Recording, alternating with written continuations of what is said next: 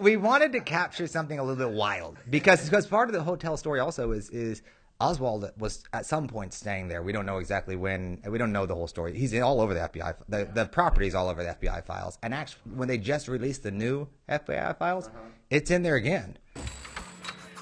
From sunrise commutes to stormy nights, from tough builds to big ideas, we're shaping the future of North Texas, one story at a time. Welcome to Building Dallas. Today on Building Dallas, we're sitting down with one of the most quietly transformational developers in North Texas.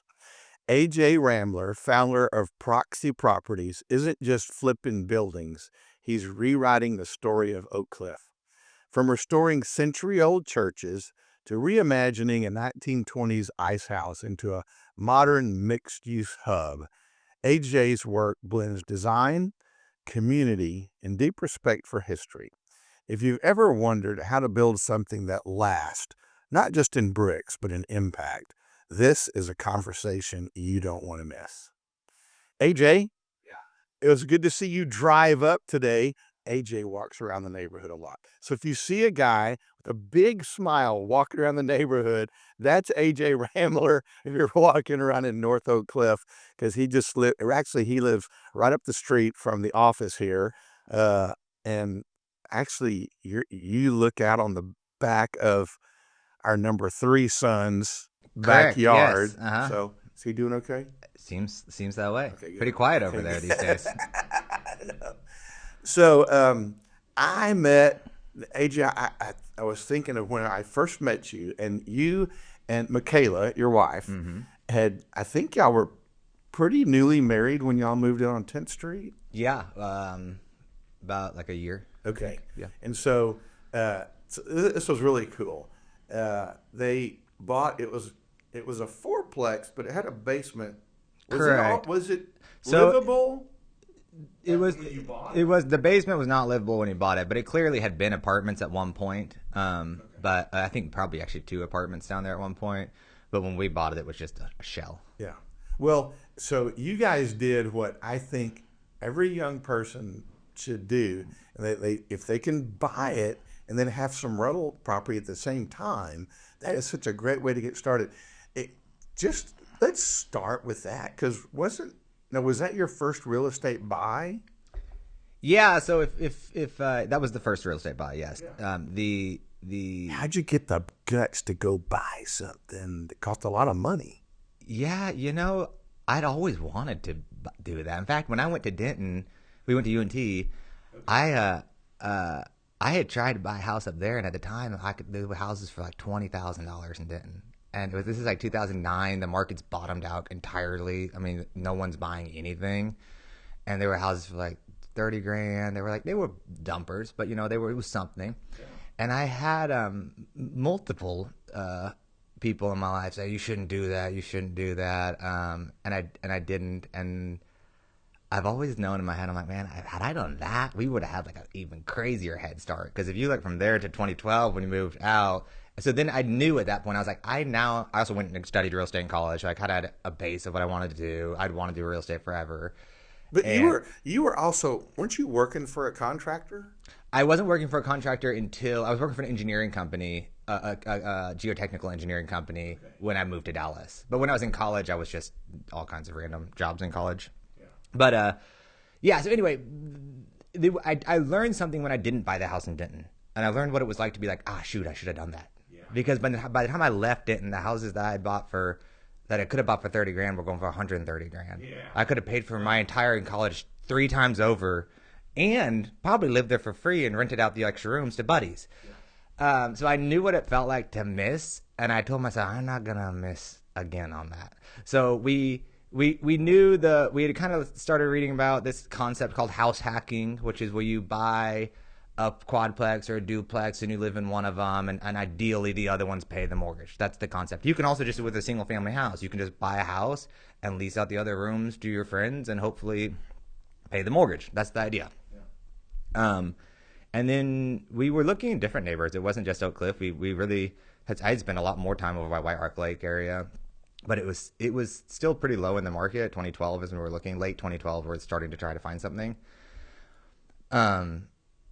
But it was still pretty expensive over there compared to Oak Cliff. Yeah. And Oak Cliff at the time was very affordable. And we bought that first quadplex for $225,000, which is mind-boggling in today's market.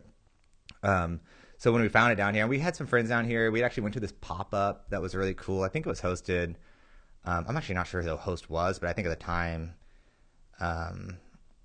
Amy Cowan was doing a lot of the stuff. And it was in the BB Bot building, but which at the time was vacant and no electricity. And we go to this pop-up for it was like a non-profit fundraiser, and it was like they're running the thing on a generator. We put the roof on the building. They do that, nice, yeah. So so we're out there, and I'm like, this is so like cool and organic. The crowd was diverse, young, interesting. It was like people were like just hanging out, drinking beer, and it felt casual and relatable. And I think that's what Oak Cliff's always had, is something that's relatable to people, and it feels like a place where people can be themselves. And I felt like I was able to be myself there, and I think that was really what the turning point for me. I was like, we should look at Oak Cliff more. It's cheaper. We didn't have any money, right? We just graduated college. I had a job at the engineering company, but I was making less than McKayla was making at DISD, which tells you I wasn't making that much, right? So anyway, that's where it started. It was good to have renters. It was good to have renters, yeah, 100%. Yeah, we weren't like raking in by any means. It was a tough time in the market. It's 2012. Like, we're coming out of the Great Recession. It was, I was lucky to have a job at all, right? And I just have to interject, as we were talking right before we got started, you were saying, the basement wasn't even finished out, but I think that's part of the Oak Cliff when you're saying you kind of be yourself. Yeah. But it was cool. There's not many half basements anywhere in Texas. And this was a half basement. And it was big. It's 2,000 feet. Yeah, windows on all sides. And I remember going down there and just being like, this was really lots of brick and, a little, almost like a clerestory window, but it just was barely above the dirt, and then, the kitchen sinks just kind of out there in the big room. Correct. It was kind of one big room. And you had the furniture, which kind of made some of the room divisions. But AJ, I'll always remember that.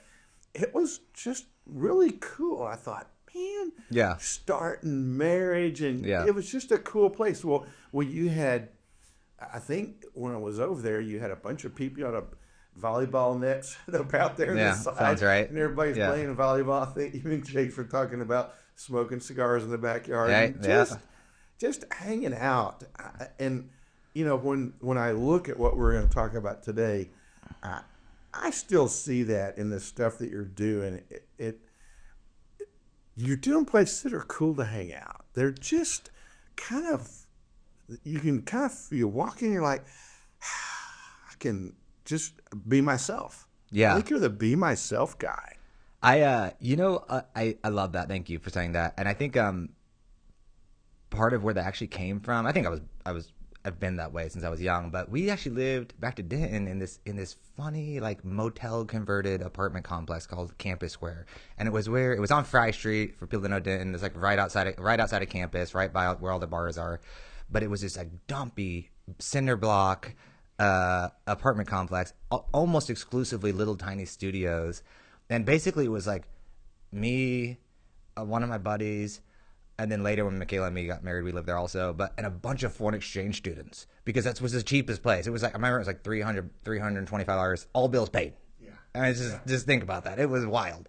But there was this really cool community, and that was there. And I think part of that was about the different cultures that were coming together in one place. We had people from literally all over the world. I mean, because it's all this foreign exchange. It had to be interesting. It was totally got interesting. Different stories. Yeah. And then and mixed in there were a handful of people that were like on disability. So you'd have like, someone that was like a little bit crazy, but they'd still hang out, or someone that was like a little, someone that was like, maybe they're an alcoholic and they're like kind of hanging on and this is their spot and they're hanging out at the pool with me, McKayla, my buddy, and a bunch of foreign exchange students. And it was just real eclectic, but it felt non-judgmental, if that makes sense, Well, I mean, the stereotype of Dallas is rich. Right. The stereotype of Fort Worth is cowboy. Well, right. we know that that is a stereotype. There's always a little bit of truth in that too. But for me, having grown up in the Oak Cliff side of Dallas, I kind of grew up with that. So I think I'm more aware of what that feels like to be, when I would tell people from richer parts of town, I'm from Oak Cliff, and they'd go, oh. Yeah. But now, the Oak Cliff O. Yeah. But now it's oh. Yeah. Right. So I think that let's be ourselves as just it fits your generation. Yeah. I think 100%. Yes, absolutely. So okay, so y'all are on 10th Street, and you got that house, and so let's fast forward a little bit. You've got Theo and Lucia. You got Correct. 2 kids now. Mm-hmm. You're we won't get into your personal life too much, but you're living on the hill up back here in, I think, the Farmhouse. Correct. Yeah. What's the history on that? I mean, it's a cool house. Yeah, I could talk about the history for an hour, but I won't. But it was built by a German man named Henry Struck. It's I think that it likely is the oldest standing house in West Dallas, though I don't know if that's confirmed by anyone. That's just that's what I've been told by historians. But it's wood frame. It's kind of Victorian. Yeah. It's got that old. Yeah, it's built a long time ago. It's built a long. In fact, for people that want to geek out about construction, which maybe they'll listen to this podcast, it's about that, right? Yep. So there was actually no 2x4s in the building. It was just shiplap on shiplap, opposite directions, in a 2-story building, and then they would 2x4 across the flooring. And the foundation, this gets even weirder. The foundation, not wood piers that you would have seen mostly, cut pieces of limestone or of the white rock over here. Yeah. Really? Yeah. It was really, it was just built dry laid. Just laid on the ground, and the wood sitting right on top of it. And there was 12 inches of from the high side of the house to the low side of the house, 12 inches of drop when we got it on the foundation. The thing was literally falling apart. The part that didn't have 2x4s over the years had kind of ballooned out, basically. It just kind of pushed, the walls had pushed out. So, a little wider in the middle than at the floor of the ceiling. So it was it was built in a way that we work on a ton of old buildings. We've done almost 50 projects, and I had never seen another one built like this. It was weird. It was like, sections of it felt DIY, which I guess it probably was. Could have been, gosh. right? Yeah. So we run across that all the time. We show, okay, somebody's uncle re-roofed this house. Yeah, right, yeah. What do we run into? Yeah. Okay, but did you have to do some structural work on that? Or is it? Oh God, it was like everything. Okay. Yeah, everything. We did everything on that one. Yeah, there wasn't anything. No stone left unturned on that one. Here's I love this question. Chase gave me some good stuff. What makes so you've done quite a few preservation projects. What do you kind of look at when you're looking at doing a new project? Because you've done, and we'll get into this during the next hour. You've done a pretty wide array of different kinds of projects. Yeah. Just walk us through kind of what you do. How like you what I'm looking for. Yeah. What are you looking for? Yeah, that's a great question, and I don't have a great answer, but I'll do my best. We focus on fixing old, blighted, vacant buildings in Oak Cliff, so it's kind of a pretty niche little pocket. So typically the projects find us because I'm not, when a vacant, if an old vacant building shows up on the market, somebody's calling me and they're saying, hey, have you seen this? Have you seen this? Either one of the brokers or just a neighbor or someone from the community. And then we don't have there's not a lot of opportunities come our way because we're looking for a very niche product. Yeah. So a lot of the times when that product shows up, first off, nobody else wants it. Nobody else is buying. No one else is saving it from death. Oh yeah, correct. It's getting ready. The neighbors are like, well, we're the only other people looking at the deals typically are going to knock them down. But a lot of them are historic, which is why they get left vacant for a long time because they can't be knocked down. But also, no one wants to mess with them. Oh, they've already got a historic sometimes, designation? Yeah. Mm-hmm. Oh. Sometimes, yeah. That was true with the Oak Cliff Assembly and the Jefferson, which we haven't started yet, which is the Methodist Church on Jefferson and Marsalis. Yeah. But yeah, so no one else wants them. They're calling us, and it's like, so we're looking at okay, how do you make this work? So that's really the first question. You just show up, and you're like, okay, here this building is. Now what can we do with it? You know, and what could this be? And you try and imagine what it could look like completed and brought back to some kind of resemblance to what it was, with different uses typically, because typically one of the reasons it's vacant in the first place is the existing use doesn't make sense anymore. Like we don't need the warehouse anymore, or maybe warehouses are designed differently now. Like you have clear height decision warehouse, or churches like aren't the same that they were. You don't have 1,400. Well, you do have some big congregations, but less large congregations. And when you do have the large congregations, they need a ridiculous amount of parking, which none of these old churches have. So the old churches specifically are very much obsolete, and do. Frankly, I need other people coming alongside us and working on these buildings, because they're gonna get knocked down if more people don't pony up and figure out how to fix these. We can't fix all of them, and they're hard to figure out. So that's a tangent. But when we're looking for these projects, the first question is like, what can we do with it? And the next question is, what do the people want in the community? Typically within like, we're looking first within like a mile. Like what do the people within a mile think this property should be? Okay, go a little bit farther into that. Like, it's easy to say, hey, what do the people around here want? How do you know? They're not. Are they calling you? Or you got to call them. Or, you got to call them. What does that take though? Because people think of development as bricks and sticks, and we build it and good, we're done. Yeah, you're talking about probably months or maybe a year before figuring out, well, what's it gonna? Yeah, on Eastdock we owned it for almost a year before we started construction. On Jefferson, we'll be over 2 years of owning it before, and a lot of that is making sure, like Jefferson, it's not because we're not working. We have to do a zoning change. We have to get TIF funding. We have to get the historic designation lined up perfectly. There's a lot of work that goes in before, but also it's about, like that one specifically, we got to get it right. I mean, that's an important project. It has the corner of Marsalis and Jefferson. It's arguably like one of the, at least at some points in Oak Cliff's history, was one of the most important intersections in Oak Cliff. And like, I'm not going to do that project wrong. Like, we got to make sure we really think about it, understand what we're doing. And I didn't know that was the one you were working on. The big red brick one. We put the roof on that main building for their 100th anniversary. Oh, their really? 100-year anniversary, which was a long 2015.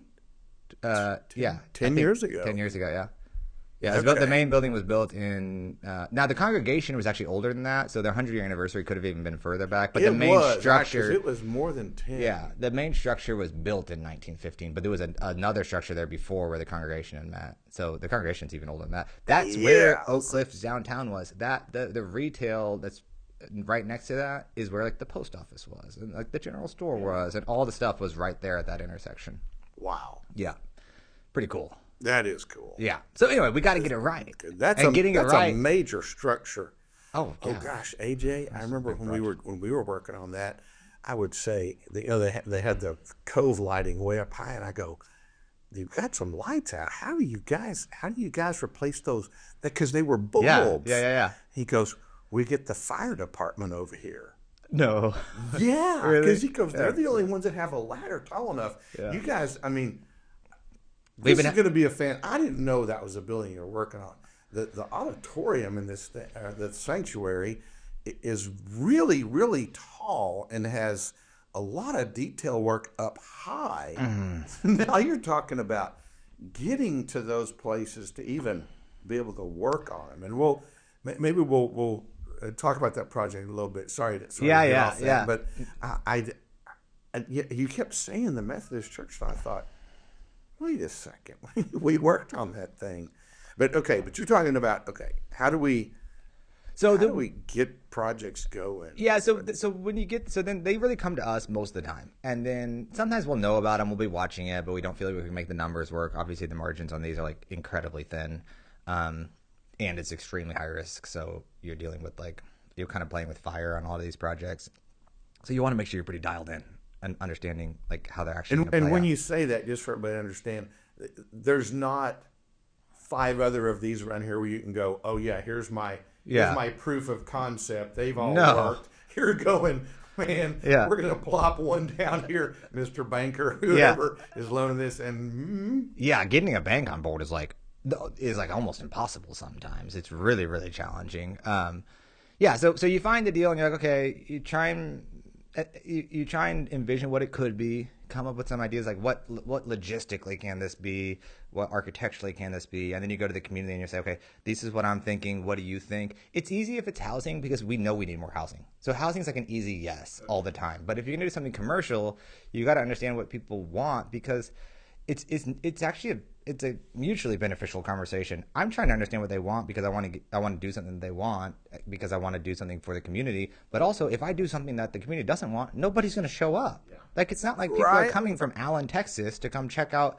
my retail space. It's like Oak Cliff is a little bit of a bubble, and if you do something that Oak Cliff people don't want or need, they're not going to show up. Yeah. And I think you've seen businesses do that here. Businesses pop up. They think they know what Oak Cliff wants and needs.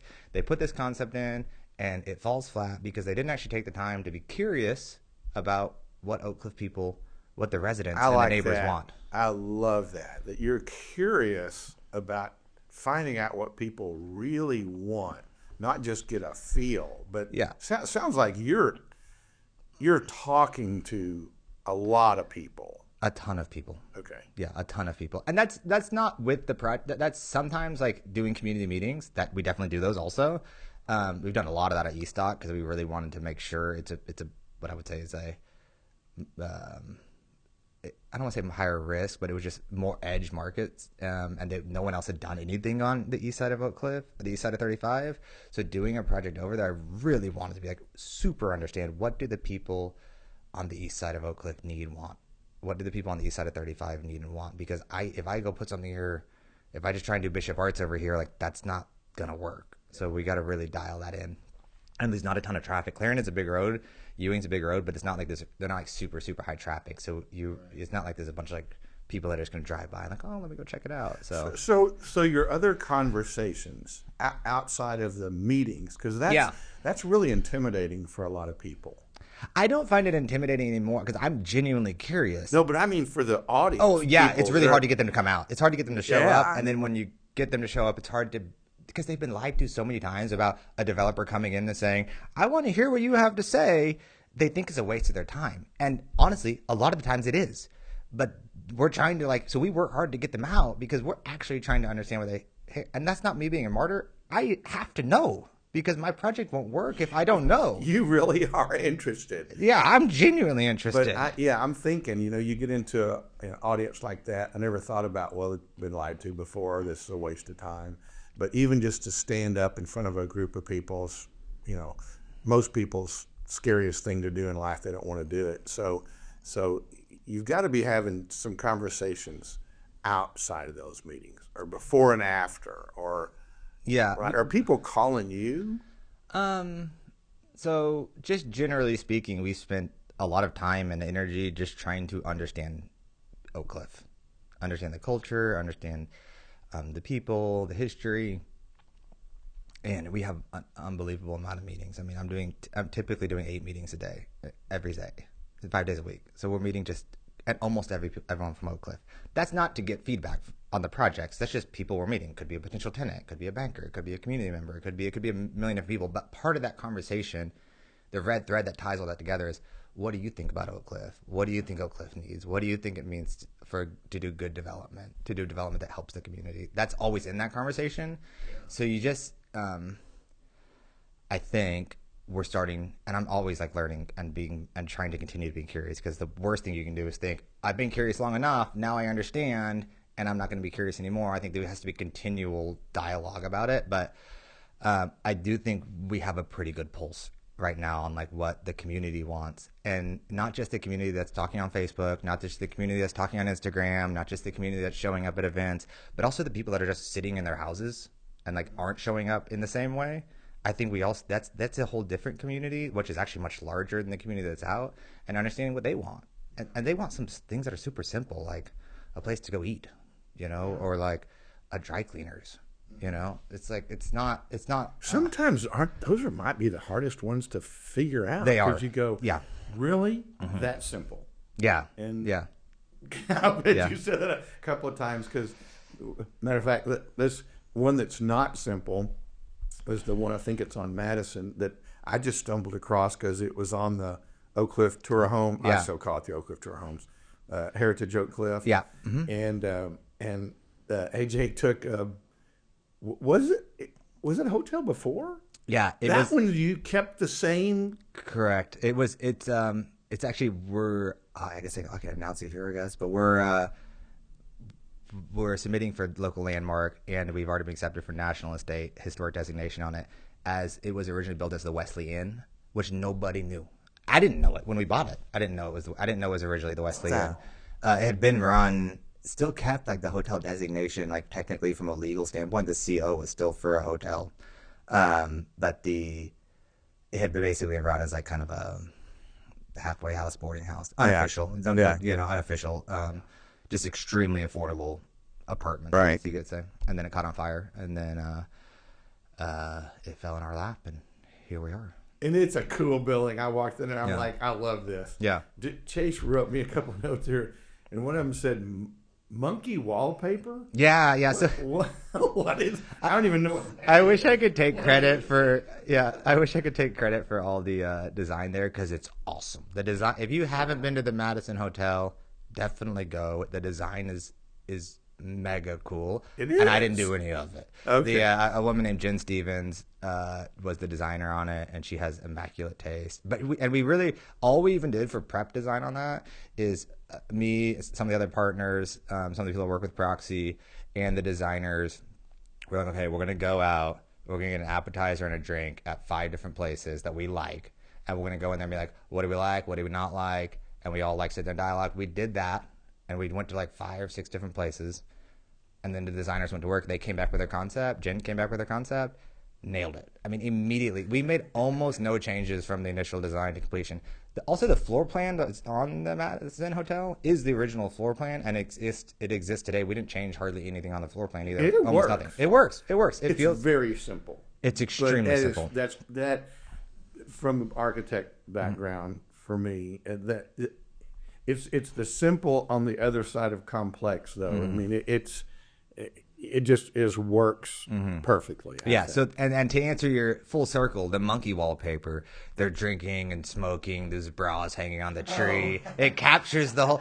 We wanted to capture something a little bit wild because part of the hotel story also is Oswald was at some point staying there. We don't know exactly when. We don't know the whole story. He's all over the FBI. The property's all over the FBI files. And actually, when they just released the new FBI files, it's in there again. And they're talking to the owner. They're talking. They don't ever make a determination on like when he was staying there, why he was connected. I think that potentially he was had friends that were there, so he was there often. We don't know exactly, but we do know it's all over the FBI files. I mean, it calls out the name of the hotel, the manager of the hotel, the address, all of it. So, And just for you, until you guys go by the Madison Hotel, it's in front of an elementary school. Correct. Yeah. So that's not really typically where you find a hotel. No, it's in the middle of a neighborhood. I mean, it's like there's like, but it's right by Methodist, and what you told me, by Methodist Hospital. Yeah. What you told me, and I don't know if this came up when you were designing, or when you were figuring out what it would do, but I thought this was genius. You've got people at Methodist that are going to be there for a long period of time. Where else do you stay? Nowhere. They could walk. Yeah, there's not the options. Hospital. Airbnb is the other option for people down there, but we don't have hotels in Oak Cliff, really, right? I think that almost made me cry, because I'm like, people that are there have someone in that hospital who's going through something traumatic. Right, and we've already seen that. People staying there, totally, 100. And actually it's a full circle, because it was built for Methodist Hospital, almost certainly. Methodist Hospital was completed in 1927, but it took them 5 years to build it. And the Madison was completed in 1926. So most likely Methodist was under construction. They started and completed the Madison Hotel, the Wesleyan. And if you think about the name, Charles Wesley was Methodist. Yep. So I think that's all connected there. Obviously, there's some hypothesis in that, but I mean that's my belief, and I think my belief makes a lot of sense. Yes. So I think that it almost certainly was built to serve Methodist, and here we are, almost 100 years next year, and it'll be serving it again. Wow, so that's pretty cool. Okay, so that one I'm familiar with. What's the one on the east side? Yeah, East Dock is the name of it. It's a 63,000 foot warehouse. It was originally built as an ice house. It actually if you want to geek out about history with me, we can do that. It was built by Oak Cliff Ice Company, which the owners of adopted. I'm gonna get the names wrong here. I think I got Tom. Yes, who the kid of the parents is who started 7-Eleven. And if you go to the original ice factory on Page Street, you'll see the roof is the exact same stair step roof as the one that we're working on Clarendon. Okay. So one's on Page and the Page one technically has more historic relevance because it was the actual 7-Eleven original one, but the one on Clarendon, the one we have, it was actually built before that and was purchased by 7-Eleven, so it would have also been one of their original ice houses.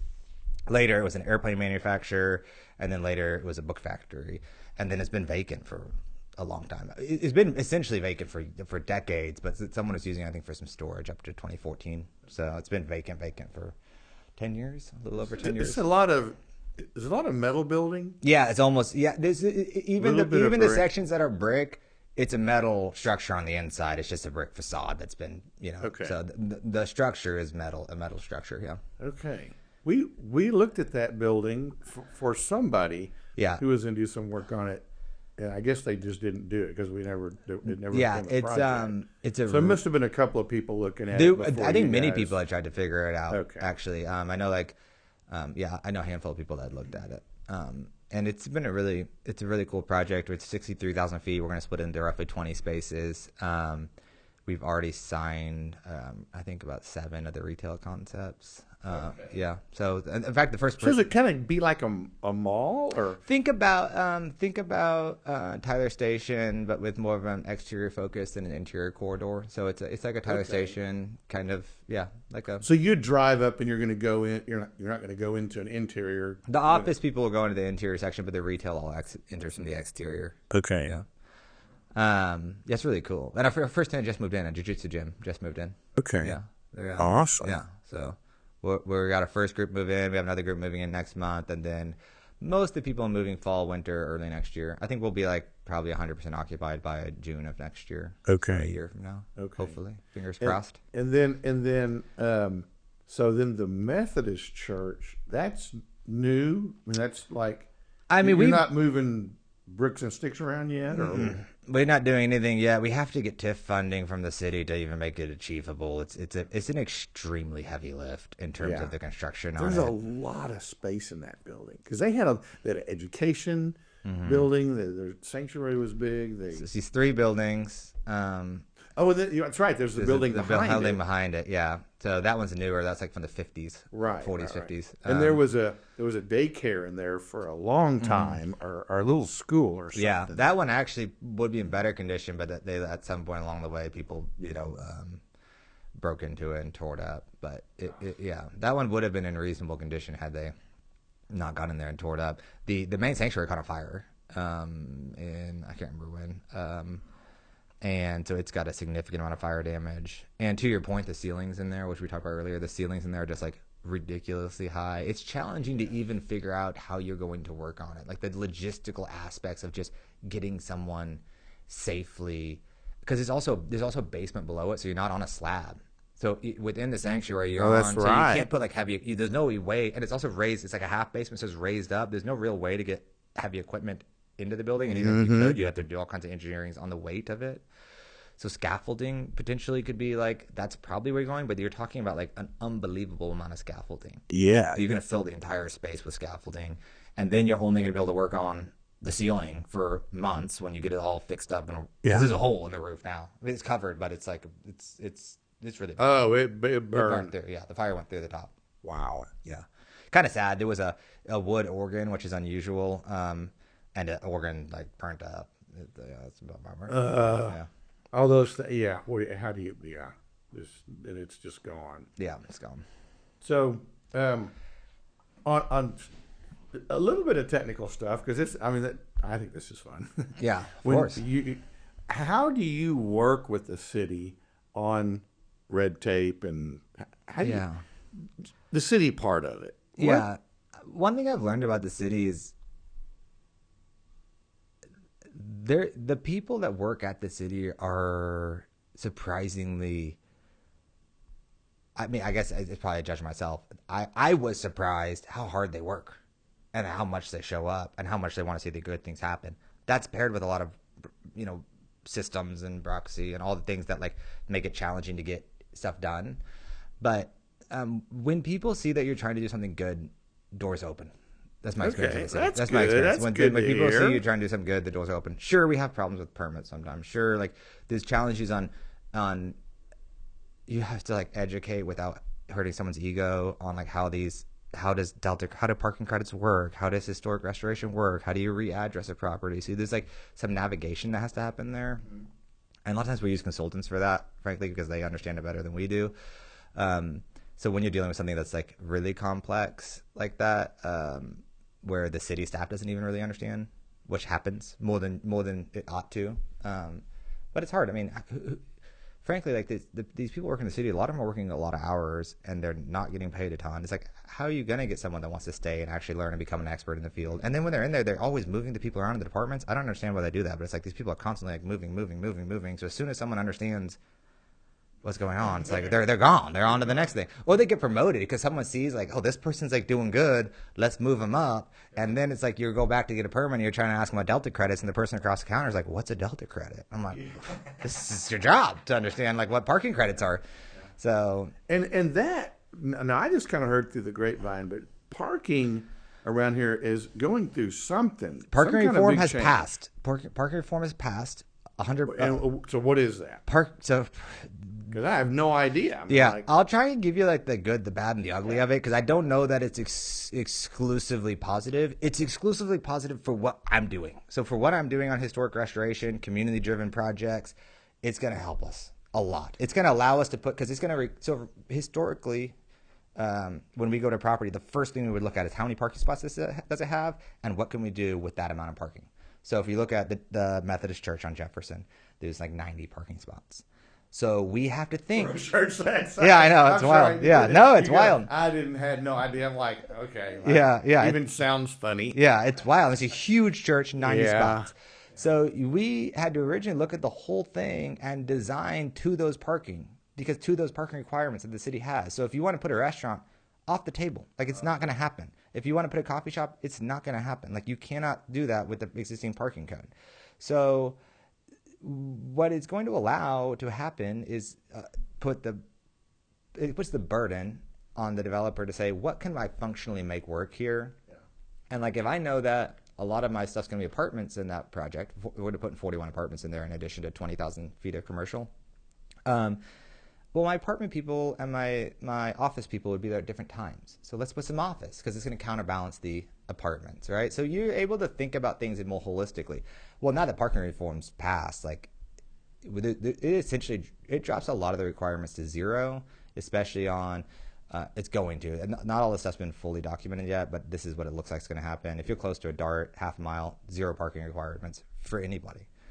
And then there's like all kinds of different areas. Historic buildings will likely have some kind of exceptions that go with them. There's still requirements for some restaurants and stuff like that, but it's much less requirements per use than there were before. That's the long and short of it. Much less or none. In some cases, no parking is required. In every other case, it's much less than it used to be required. And I think most people would understand this, that I think a lot of the building codes today, they keep changing to meet current new construction trends. Yeah. And let's just look at Oak Cliff is already built. Mm-hmm. The Sprouts that got done was an anomaly because there was enough space, and they actually even had to buy some more buildings. So the importance of that is that this area was not built for this many cars.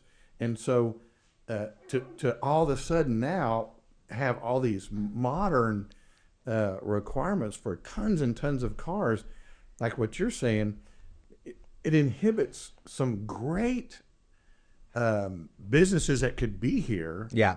That could be here if we just didn't strangle them with a new, a McKinney type area where they can go buy 40 acres to put up a new store. I mean, yeah. So that makes sense. It really that does. absolutely absolutely makes sense. I'm And all the glad things you that's said, here. I think all the things you said are true. The other thing that probably will be true, and this is just a real reality, is like if you're close to a commercial corner and there's a retail building on that corner, they may be able to now be a bar, and it might be people lined up all up and down your street. That's also true. So like what people have to ask themselves. I think it's a personal thing. It's like some people are not going to like that. Some people are going to like it.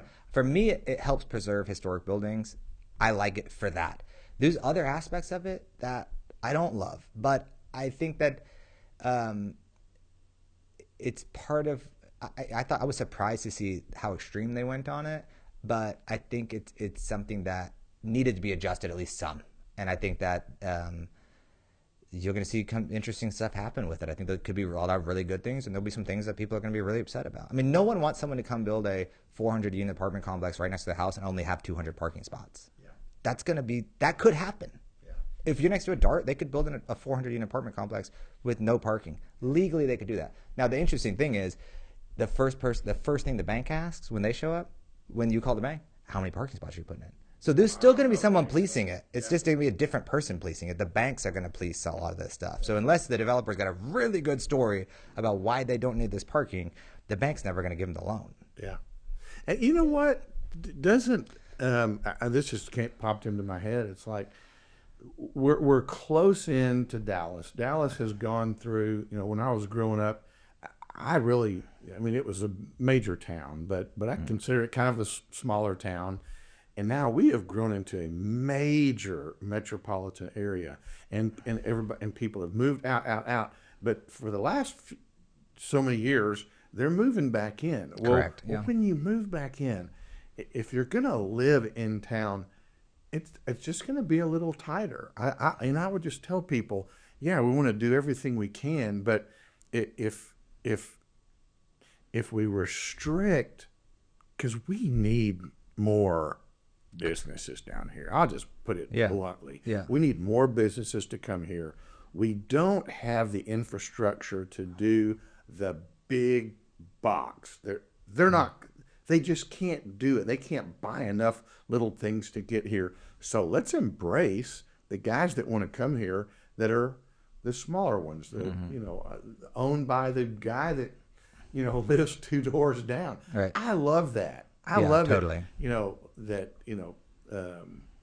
Chibo Divino, Daniele lives right up the street from me. Yeah. And he's got one of the best restaurants around. Yeah. I love that. Yeah, totally. Yeah. That And I think community. honestly in Oak Cliff, like you see people that are local owners be more successful than people that are coming up from the outside to exist. I think that's, and I think really the conversation about like, it's okay for someone to say, I've lived here for 30 years and I don't want to change. I respect that.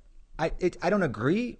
I don't agree with all of it, but I'd rather someone just be honest about that. Be like, I'm a NIMBY. I don't want this in my backyard. I want my backyard to look exactly like it looks today. I'd rather not see a lot of change. I'd rather someone, that's okay. Like I empathize with that. Like I totally empathize with that.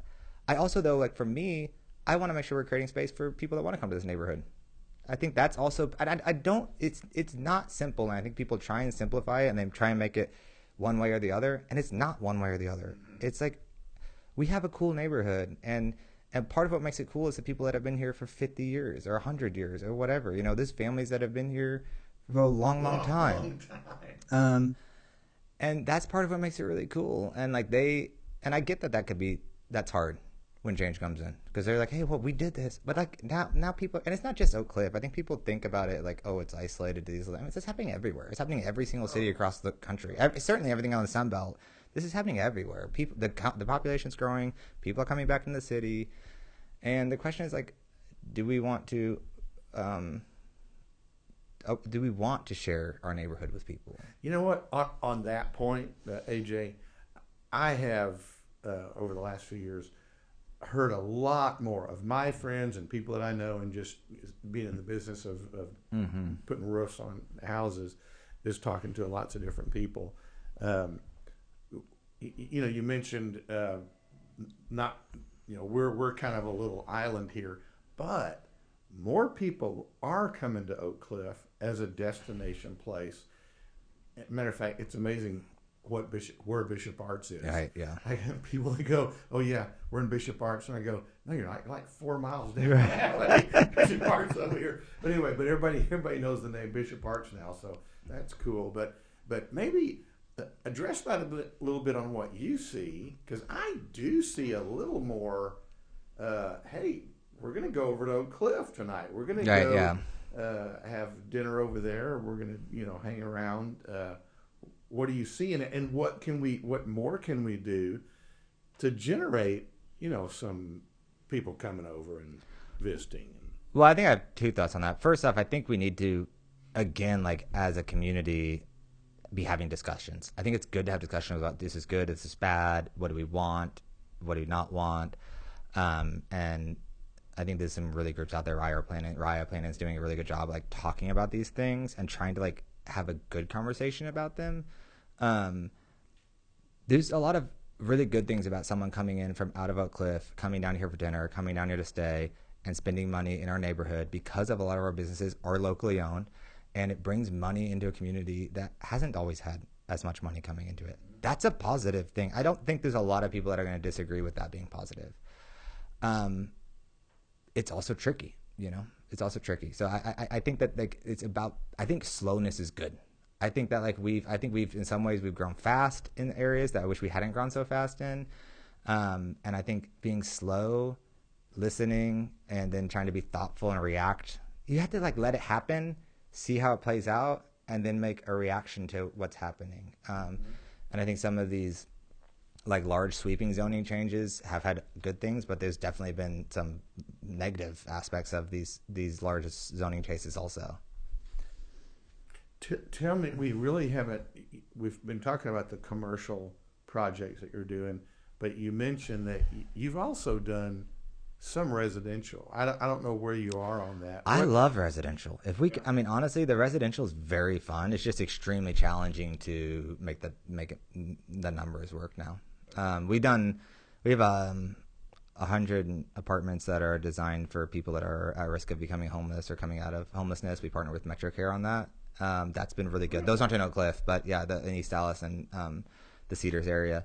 And then we have roughly 100 market rate houses or apartments in Oak Cliff. And they're really good. We're able to keep them attainable from a pricing standpoint. They're always full. We put them up, it's just like immediately. That's awesome. So it keeps it affordable.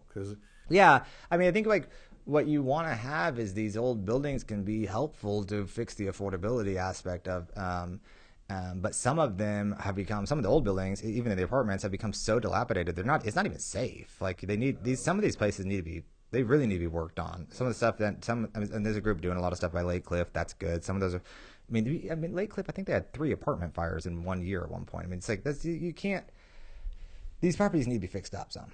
And so, but they don't need to be torn down necessarily, because when they can be fixed up and leased at a rate that's still much more affordable than the big box apartments they're building all over the place. So I think there's a balance there on like fixing them, and I think there's a good thing to come in and fix those things and get them available at a rate that's reasonable, which I think is happening more and more. There's more and more groups coming in and doing that kind of work. I'm going to get your opinion on something. Yeah, let's go. Because you mentioned the big box. Yeah. The big, which we've got thousands of new apartments. Yeah. How does that affect you? How do you think it's affected Oak Cliff? What's your take on all the apartments, the big ones? So generally speaking, from an economic standpoint, supply and demand creates affordability. More supply creates affordability. I think without these apartment complexes, we could be, if you had looked at the last 15 years where they've built so many of these huge ones, if they had not built those, I can't imagine what the city of Dallas would be dealing with from a housing standpoint at this point. Because you think the rates would have been really, I think they would be crazy high. I think they could be, or you just would have maybe like just people leaving because they would get so high that people are just going to leave. And it would push people out, I think. So I think that there's a kind of, it's nuanced, but I think that's part of the conversation. I have concerns about what they're going to be in 20 years. I mean, I think we're kind of in uncharted territories. There's some stuff that's older in Addison that I think you could go look at and say, okay, how is this age? How has this been taken care of? But there's also the stuff built in the 80s is, I mean, most of that's not great now. So, and these are like little villages. I mean, they're like, not villages, they're like neighborhoods. I mean, you think about an apartment complex that's 450 units, that's an entire neighborhood. And I think that's interesting. I mean, that's like that's something that we haven't dealt with before. I also like, yeah, I think there's a lot of questions around the apartments that I don't know how they're going to age. I don't know, you know, you have to have a lot of stewardship from the management companies and the asset management companies to make sure that these things stay maintained, stay safe. Okay, and so on the residential side, what would be your advice for young couple moving to Oak Cliff? What can they do nowadays? Because you were talking about $225,000, right? Which that's you not can't even now. find anymore, right? Yeah, you know, and right. you know, and I mean, hopefully, salaries have gone up a little bit, but I don't know if they've gone up as much as real estate's gone up. No, the gap's grown for sure on what you can afford. Okay, so you're seeing that. Oh yeah, I mean, if you look at 100%, I'm seeing that. Yeah.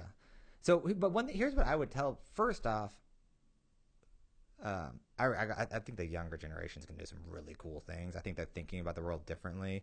I hate that I'm like feeling less and less like I'm part of the younger generation.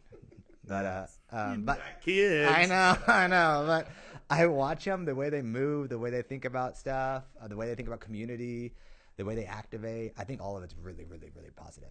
But let me tell you one thing that I think that actually even my generation fails on a lot.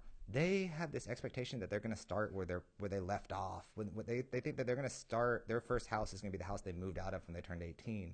But like their parent, they think it's going to be that. They think it's going to be a 4-bedroom house in Kessler. They think it's going to be, you know, and that's just not real. And that's not what their parents did. Yeah. Their parents didn't start in the house that they ended up in. Their parents started by like, you know, and I think I don't know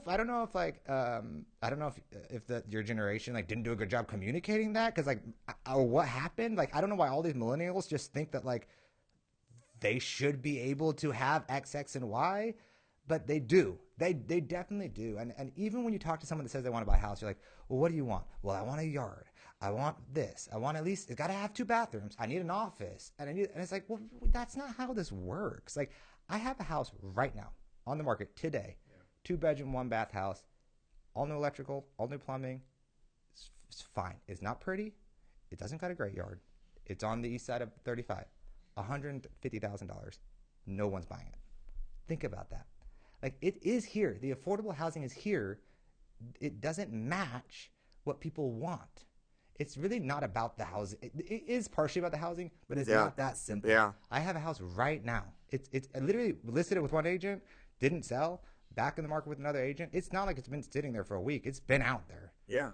And hardwood floors. That's incredibly affordable. It's incredibly affordable. Like, AJ, you're blowing my mind that you would have a house just a house in Dallas that you could sell for $150,000. I didn't think it existed. I mean, Bryce's house right next to you guys is 900 square feet. Mm-hmm. It was nothing. It was walls and floors and a roof, and we went and did everything to it. And we were at 200,000, and we had to jump on it. We had 5 people behind us. Yeah, that wanted to get 4 years ago. I was thinking about buying it. Were you? We beat AJ. It was a good deal. It was a, and I thought, well, whatever. And oh my gosh, yeah, it's that's what I'm saying. There is a disconnect between expectations and affordability, and I think that I don't know why. I don't know if I don't know what changed, what made the millennials say I need this. You know, AJ, you got me thinking about when I was growing up, and I thought, well, I bought a house out of college, not too far out of college, that was about like the house I grew up in, but I thought, but that's the same thing. I bought a house that was like the house I grew up in, but my parents didn't buy a house like that. Now, I bought it and I was doing a fix up. I was kind of doing like you. So Yeah. it was a business venture, if anything. My parents probably started in some tiny little apartment. That's what they started in. Yeah. I started in a house. Right. Yeah. Because that's True, what yeah. I was used to. Right, Well, yeah. now we moved to bigger houses. Our kids were like, I mean, I was very proud of Bryce to move into that Yeah. that little house. But you know what?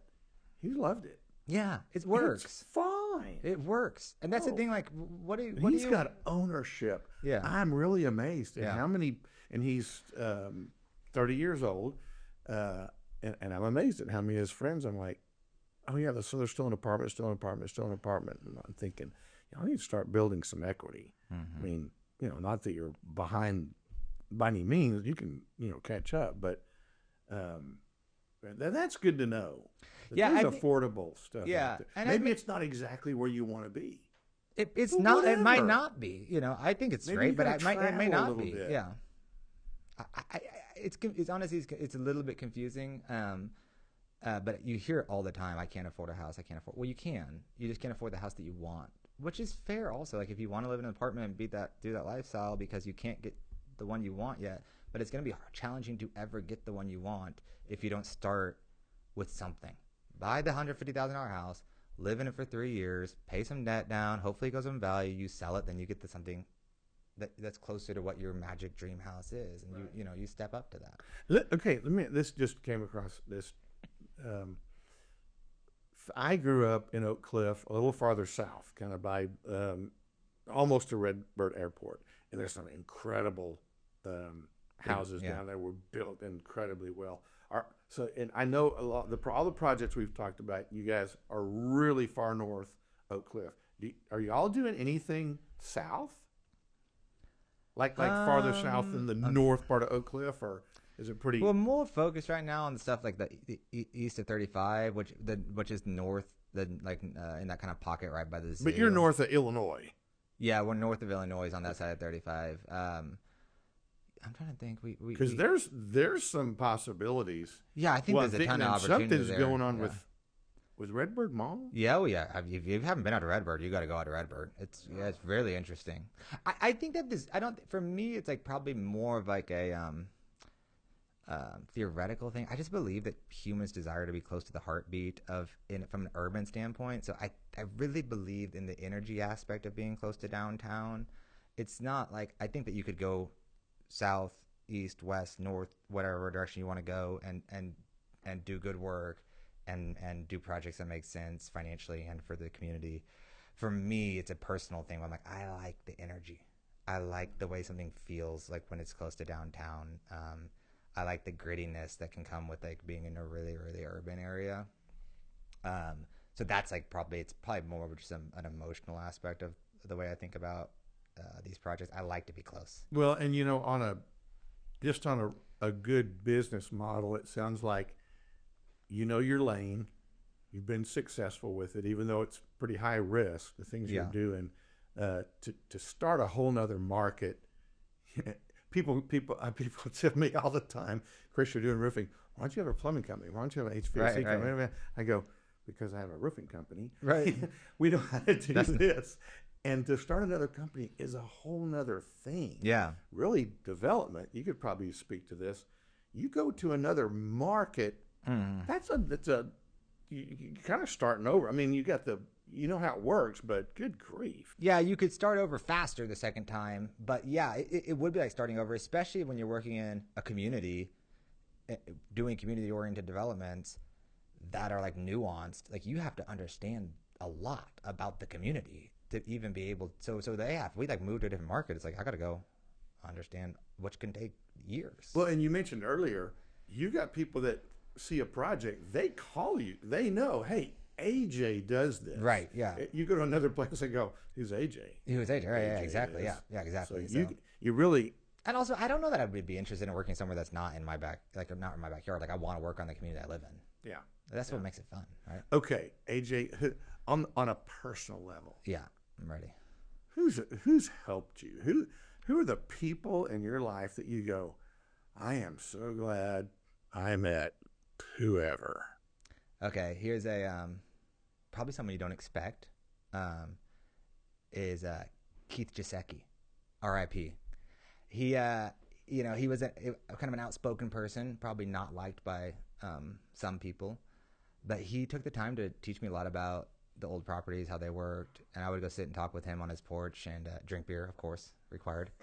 And for those of you who know Keith, Keith passed away 2 or 3 years probably ago. 3 years ago. Yeah, great guy. Yeah, Keith. He took the time to, frankly, when some others wouldn't, he took the time to really show me the ropes and teach me about the way he thought about things. I didn't agree with him about everything, but he really understood old properties. He understood the neighborhood. He was involved in the neighborhood.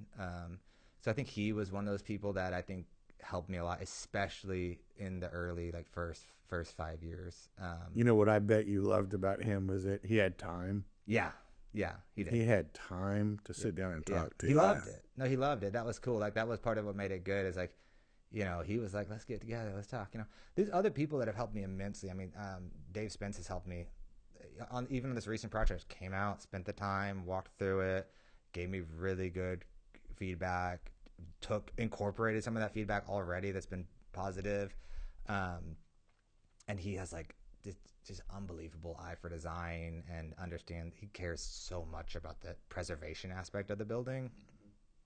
I've told Dave, I can tell your buildings. Yeah, Dave, your buildings are handsome. Yes, you literally can. They're handsome. You can drive around. You could drive around Oak Cliff and be like, that has Dave Spence handprint on it. I mean, 100%. Yeah. And they look good. And they don't look, and he doesn't bastardize any of it. He keeps it true to form, and you see him out there with his clippers working on the Vitex, and and it's I honked at him at Davis in Cedar Hill the other day because he was doing some yard work. Yeah. I'm like, Dave. Yeah, I love that. I mean, I love that, and I think that he's someone that's I respect a lot, the way he does the projects themselves and the way he thinks about the projects. He thinks in long terms. He's not thinking in years. He's thinking in decades, and I think that that's something really respectable. So those two guys, I think, would be people I've kind of looked up to within my field. So I hear you. I mean, your passion is your neighborhood. You live here. You do a lot of projects here, but you and McKayla have got projects other places. What got you out of town? Yeah, I mean, the first thing I would say is McKayla has other projects, other places. Okay. See, I focus on the Oak Cliff stuff. She works on the stuff kind of outside of Oak Cliff. Those are her babies out there. But I can tell you a little bit about them because they're very interesting. She's working on the Lancaster Town Square, and she's that project's complete. Because a tornado came through there? No, not the tornado. She just grew up there, so she's. I mean, the tornado did come through, but that's been 30 years ago. Was it? Yeah. Oh, time flies, right? Yeah, sure does. Good grief. But she grew up there. She moved from when her parents left Oak Cliff. She was born here in Oak Cliff, but then when her parents left, they went to Lancaster. So I think it was kind of a coming home moment for her when she went there to work on that square. Her old hood. I mean, her mom had a shop in the square. Her dad officed in the square. Oh, that's right. Because I went by Carlos's office one time. Yeah. So that's home for her in a lot of ways. Okay. Yeah, so she and then she did a really cool project in Denton it's like a bike shop, coffee shop, tattoo shop combo. So kind of like back to school. Exactly. It was with a friend that we had from Denton, so we worked with him on that, or she worked with him on that. And then she has a new project that's very exciting. You know what? I think I can talk about this. She's posted stuff about it. She's got a. If we have to cut it later, we'll have to cut it. We might have to get permission. I'll come hat in hand. Ask forgiveness later. Yeah. She has a very cool, an extremely cool hotel in Glen Rose. That's almost 100 years old, been vacant for a long time. Okay, so the same kind of... Very similar to the Madison. Architecturally, I'd say it's more interesting than the Madison. Actually, it's 3 stories, but it's similar layout. It's the same, long corridor.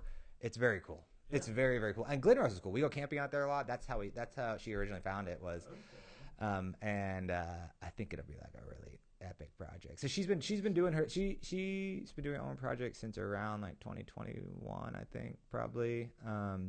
But the same kind of feel, taking something that needs Totally. to come back. It's a very similar focused on historic adaptive reuse projects, just in different markets. So she's, which it requires a little bit more dynamic because you have to understand how to move between these markets. Yeah.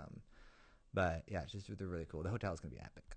Wow. Yeah. And if you haven't been down to Lancaster, she brought Lakai Dose to Lancaster. So for Oak Cliff people, she brought Lakai Dose to Lancaster. They opened it, and I think it's been like absolutely crushing. Oh, that is awesome. She got some barbecue down there. She got a lot of cool concepts. And then some other people have come in, like another cool little shop just opened that does like, I think they're called, I'm going to get the name wrong. I can't remember the name, but it's like a really cool like Japanese coffee concept. Well, if you know McKayla, she's the influencer girl. Oh, you sit down with her and she mesmerizes you. And yeah, she says, you need to be here. Yeah. Oh, yeah, yeah. Like, my gosh, I think I do. Yeah, totally. Yeah. She definitely knows how to win people over. Oh gosh, she is. Yeah. She is a doll. Okay, AJ, is there anything that we've left off today? Anything you want to talk about that we hadn't talked about? I mean, we've covered a lot. Yeah, which is great. I really enjoyed it. Good. Yeah. Me too. Yeah, it's fun. I love talking about it. You see AJ walking around the neighborhood, just say hi. Look for my Dallas hats. That's it. There you go. And you can honk at me. If you honk quietly, I'll wave. If you honk loud, I'll give you the Texas howdy. So. Oh my gosh, I've learned not to do. I honk at people when I'm behind them, and my old friends are old, and then I scare them, give them heart attacks. Mm-hmm. Right, exactly. Now I wait till I'm in front of them and I go, "It's me." Yeah. All right. Yeah, we want to thank AJ Ramler for being here today and talking about the projects that he's passionate about, that he works on in his neighborhood. He's taken buildings that really, really need help, that are not getting support from anyone else, and spending the time. What I like is that he's taken the time to find the people that are going to use the project, that are going to be close in proximity to it, that are going to feel it in their everyday life and see what they want. And, guys, I always tell my guys here at Arrington Roofing, I've never done a project for a roof. I've always done a project for a person.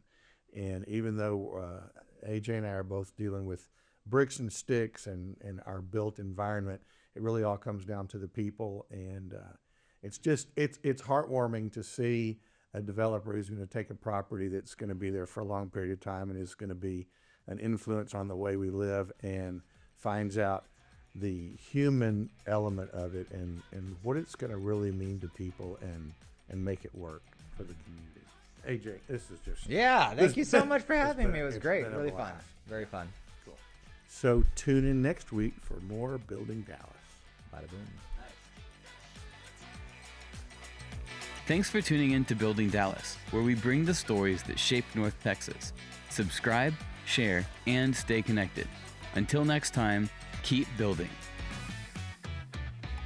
Building Dallas is presented by Arrington Roofing, keeping North Texas covered, rain or shine.